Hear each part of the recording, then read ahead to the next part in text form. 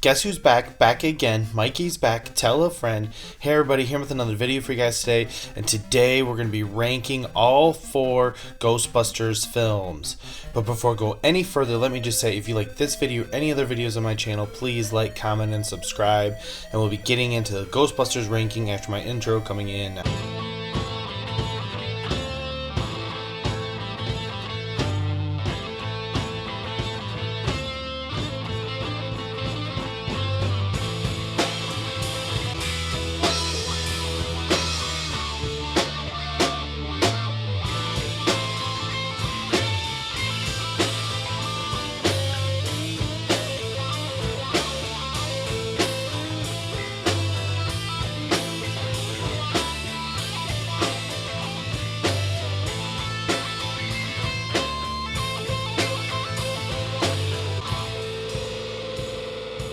Let me start this video by saying that this video will contain Ghostbusters Afterlife spoilers.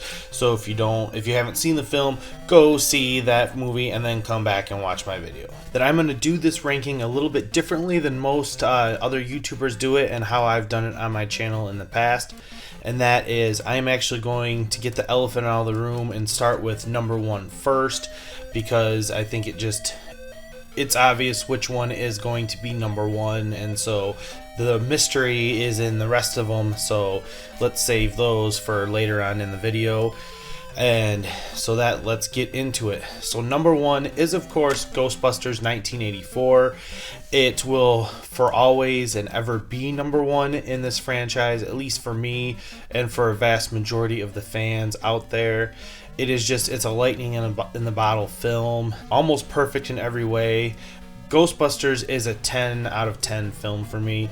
There's certain movies that came out that were they were everything perfect. All the stars aligned at that time for that particular movie, and the original Ghostbusters is that. And then at number 2, we have Ghostbusters Afterlife. I was kind of hoping I was going to like it a little bit better, if I'm honest. But having said that, it is everything that you could ask for it to be or want it to be as a Ghostbusters movie.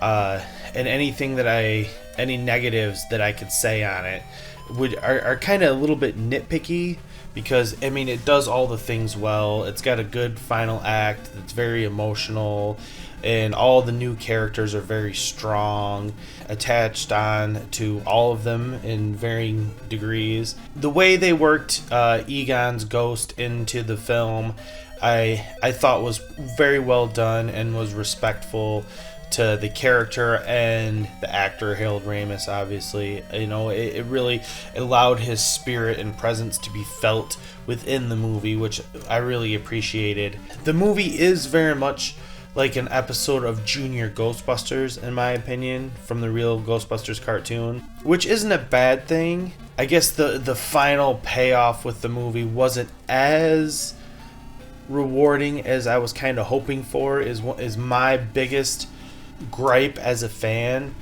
And the only reason I say that is not because it wasn't a great ending and it wasn't rewarding, because it very much was. It just wasn't as rewarding as the final battle in the original film, or even in Ghostbusters 2, if I'm honest. Nor was it as funny as Ghostbusters 1 and 2. But having said that, I do feel it is the overall better film than Ghostbusters 2 was. And now we're on to number 3, and this is, of course, going to be Ghostbusters 2. Now, Ghostbusters 2 is in a very interesting place for me within the franchise.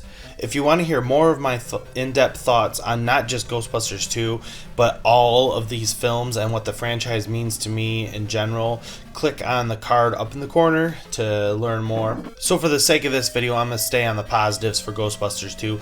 And one of the things that I really like about it is that I find it to be very funny. In some ways, I don't want to say funnier than the original film, but I do find it to be a very underrated comedy movie.